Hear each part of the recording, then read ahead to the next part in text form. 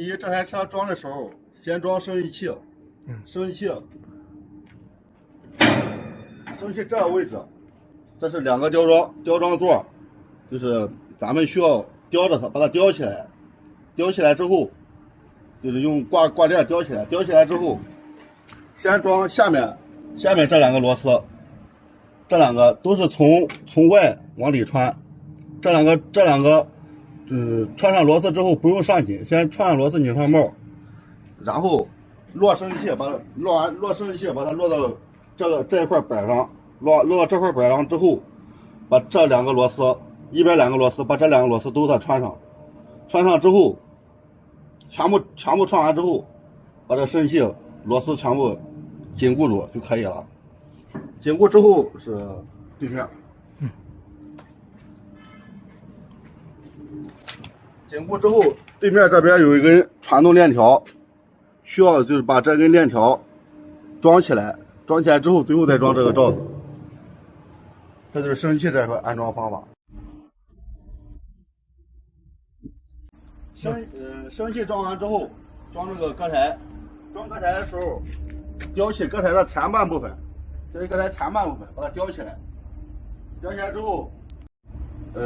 移动隔台，把这个挂件座这个位置上，这个位置，两边都有，就是这2个抱箍抱起来，先是也是认上螺丝，拧上帽不拧紧，把两边同时上完之后，同时再紧固，紧固完之后，这根油缸是应该是在现场上这边这个销轴是装着的，然后就是在。这个挂接架上这地方有个销轴，把这个销轴装上，这隔台挂接就挂完了。挂完之后，在这个隔台的左边有一个那个传动链，传动链，它这个链条也带着，就是有2个链轴，前面一个链轴，后面一个链轴，把链轴这个链条装上就可以了。把这个里面还有个张紧轴，把张紧轴装起来，隔台就装完了。然后最后一步就是这个驾驶室，咱驾驶室那个上面啊有4个那个吊装的小座，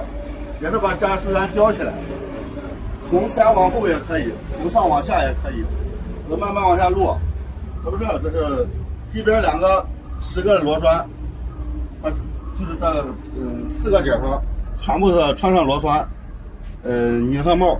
全部穿上之后再打紧就可以了。这是那个驾驶室。